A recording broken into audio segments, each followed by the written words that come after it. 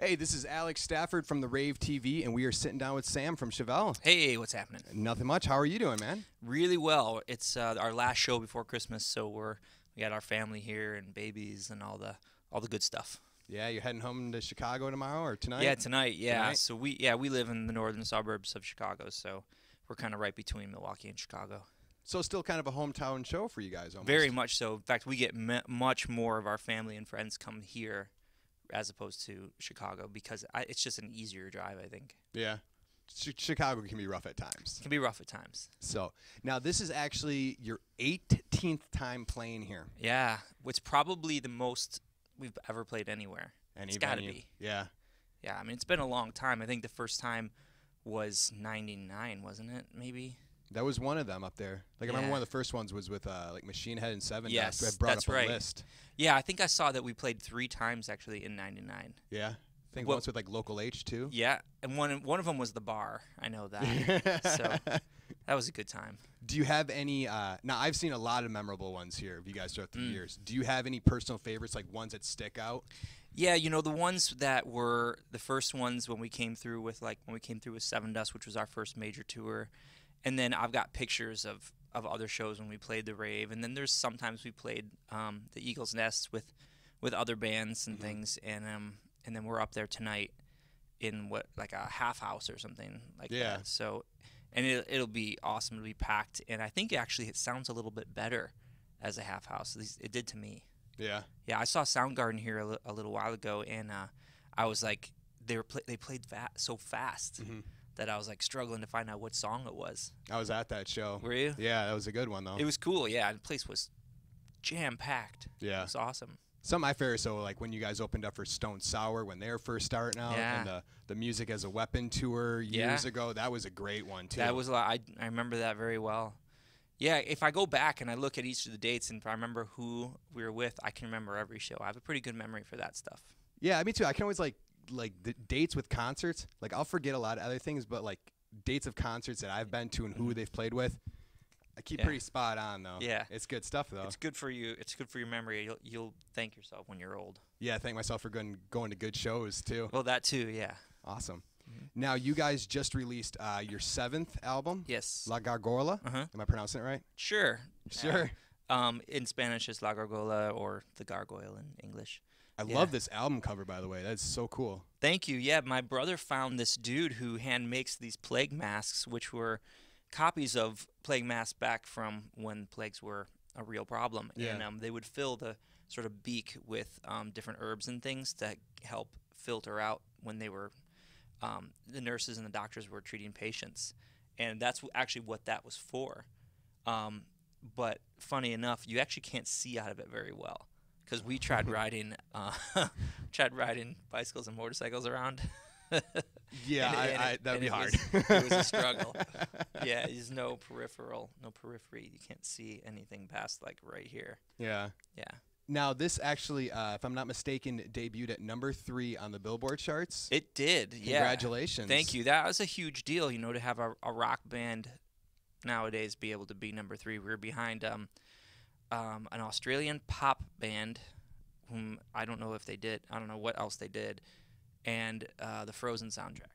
So what are you gonna do? You can't compete with Disney, right? You can't. You can't. You just gotta let it go, right? It's brutal. It's brutal. But so you guys have been touring for this all year. How have your fans been responding to your new material? I love it, by the way. It's thank great. you. It's great. Yeah, it's been fantastic. I mean, it's hard to write a set list at this point. You know, you play about hour and a half. It's 17, 18 songs, and we have 90-something published songs. So we get a lot of complaints about the set list. Oh, you didn't play enough songs off of Venus Era, or you didn't play enough songs off Sci-Fi Crimes or whatever. And, well, we'll come back through and we'll try and do that. And believe it or not, we try to take that stuff into account. We keep our set lists, and we go back and we look at in the cities that we've been to, and we go back and we change our set from the last time we were there. So it's an ongoing process. And I guess the longevity of the band, as longer it goes, the more we need to do that sort of thing so that, you know, when somebody comes 20 years later, you're not playing the same show they saw 20 years ago, which I've heard people complain about before. But we'll see if we're still here in 20 more years. Yeah. And you guys, this year is your 15th anniversary of your first album, right? Yes. Yeah. Basically, our first record came out in '99, which we did with Steve Albini at Electrical Audio in Chicago, and so 14 is 15 years, and I mean it's pretty great. Almost a record every 2 years. Gotta say consistent. Yeah, you really do.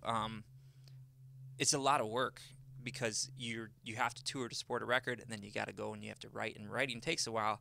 And this record specifically, as we did it, the songs that we liked, that we had written, that we wanted to put on the record, there was really only one single, which was Take Out the Gunman. Their other songs are more album tracks. They're deeper, maybe harder to understand, whatever. They just don't work at radio as well. And we knew that, but this is the record we wanted to write. So we're like, well, people will stick with us. Yeah. And Take Out the Gunman did really well. I think it was #1 on rock radio for like 4 weeks. So that's all you can ask for. That's great. I mean, what more can you ask for? You can't. You guys have solid fans to keep, your stuff going. So 15 years, we do. Not many bands can really stay consistent throughout that time, It is the most difficult thing to do, but I will say that our fans have become younger, and that means that new people are finding rock music. They're finding our band, and other rock bands, and I love to see that, because at a time when rock music isn't sort of the darlings of the media, it's nice to see that people don't care and they like what they like. And they're influenced by the people around them, by their parents, by their friends, all that stuff. It doesn't matter. The more people that we keep interested in rock music, the more people are going to keep playing it and playing instruments, because, people who listen to pop music doesn't inspire them to go and pick up a guitar. Maybe it inspires them to sing a little bit, but rock music inspires people to play all kinds of instruments, and that's such an amazing, great thing for people's lives. I couldn't have said it any better myself. That was perfect. But now I was going on Wikipedia the other day, and I'm just kind of looking up some facts, and I came across something. I was wondering if you could explain what it was.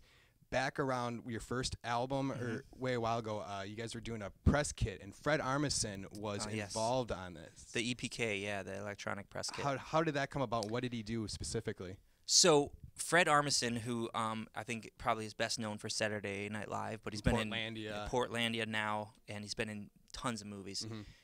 Steve Albini, who did Point Number One, was friends with him because Fred's a drummer. And he's been a drummer, and he's a great drummer, and he used to be a drummer in Blue Man Group, actually. Really? Yeah, back in the day, and we had to do this EPK for our label, and they said, well, do this thing, it's like 10-15 minutes long, you send it out to all these different radio stations, all these people, they see who the band is, and they wanted, so Steve Albini suggested, he said, I have this friend, Fred, who does all these crazy things. He's like, so you should get him come out for a day. He said he'd like to do it. And he'll just play a couple different characters. Have you seen any of it? No, I actually didn't know about it until just recently. Now I really want to dig it up. Here's the thing. So somebody else asked me about it recently, so I went and dug up the tapes. Yeah. And I don't know if there's any of it really out there. The actual EPK has got to be out there somewhere. Like, there's got to be some way to see it. But all the sort of B-roll stuff is, like, it's next level. Like, he shows up dressed up as Hitler. And he's like Hitler needs love too is his thing, and it was I mean, he's a comedian, so he's pushing the boundaries. But he did this other character. It was like severely challenged person trying to interview somebody, and it was incredibly too much. So we couldn't use any of it. We were like, when he's doing it, just. We can't have Hitler in our press kit. No, we couldn't do it. But the stuff that we kept was like a sort of really excited college kid doing his first interview and a couple other things. And he had actually did it with Steve too, and it was really funny. It was good.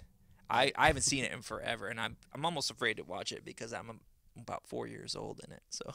I think you guys should give that an official release, like next album or a tour edition. Just put it on a DVD. I will find it, and I'll put it somewhere. I'll put it on our YouTube site or something like that. That'd be funny.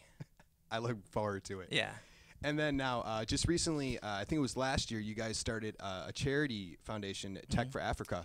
How's that going? It's going well. We didn't actually start it. We just helped to just to get the word out about Yeah. it. It's actually one of our friends started it, and the idea is this man developed this program for any Apple product, an iPhone, an iPad, any computer, where he has this software that he can teach challenged children and all kinds of challenges.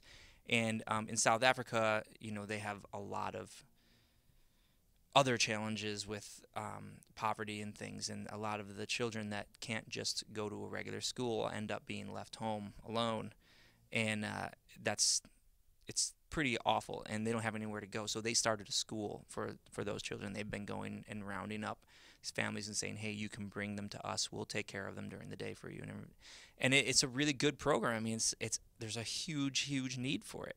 And so we just did what we could to we put out a shirt that all the proceeds went to them to be able to buy products, and then also all the information for Tech for Africa is on our website, so you can send any of your old Apple products. Doesn't matter what it is, they can use it. So it's a good program.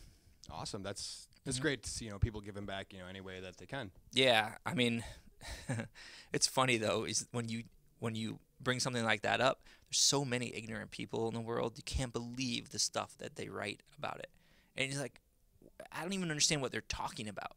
Just like internet trolls, or yeah, they're like, why don't you give charity to your own country? Like, are you kidding me? That doesn't even make any sense. You got to give to everything you can. Yeah, whatever you can, and we participate in a ton of different things individually and as a band. And that's no reason to not participate in something because it's out of your country. It doesn't make any sense. People are people no matter where you are. So yeah, exactly. Think globally. That's right. Think globally. I totally support that. That's awesome, and I wish, you know, you and your friend the best of luck with that. Yeah, they're doing really well. They just she just got back from there and she said it was amazing. So we're glad. Awesome. Now, what do you guys got planned for next year? Well, we're writing another record already. Yeah. Why got to do now? it. So Pete writes all the time. So he just actually uses his iPhone and be in the back of the bus, and he picks up his acoustic guitar and he'll have a lick or a part. You don't know if it's going to be a verse, a chorus, a bridge, anything, and he'll just write a little part, and he saves those parts. So when it comes time to write, we will sit down and go through these 100 different pieces, or however many pieces there are at that point, and then just start from there. And so we're going to take off until at least January 2nd, January 3rd, and then we will start writing from then, about that month. And then we have a show, the Shiprocked show. We're going to do the cruise? Yeah, we're not going to do the whole cruise, but we're going to do – they decided to do something different, and they're having a Super Bowl party. Oh, really? Yeah, so in the theater, which, you know, fits – I don't know how many people it fits, 1,000 people or something. So we'll play, you know, do an hour set, and then we have to get off the boat. They take off, and then they air the Super Bowl. So you just wave goodbye to everyone. Yeah. You don't even get to stay for the game? No, I'm okay with getting off the boat. I'm not incredibly crazy about boats? About boats. Your drum set just starts sliding? I mean, I'm sure I could get through it if I had to, but I don't have to, so I'm not going to. Yeah. Well, you don't want to be the band playing when the ship goes down like the Titanic, so knock on wood. Nobody remembers their name, do they? No. Not so much. Awesome. Well, hey, thank you for sitting down with us at the Rave TV, and I look forward to seeing you guys tonight. You always put on a great show, and yeah, it'll be fun. We have a lot of people of our friends and family, like I said, are coming out, so we're trying to play some new stuff. I think we're gonna do Under the Knife tonight, which we haven't done before, and we'll do Jawbreaker from the new record and a couple others, but maybe 4 new songs and then, 14, 16 old songs. Play them all. So we can get through it all. Play them all. I wish we could, but Pete's voice would go out around song 28. Okay, we'll do 27. Okay, fair enough. Awesome. Well, thanks for sitting down, and happy holidays. Yeah, you too. Thanks for having us. So we'll see you next time at the Rave TV.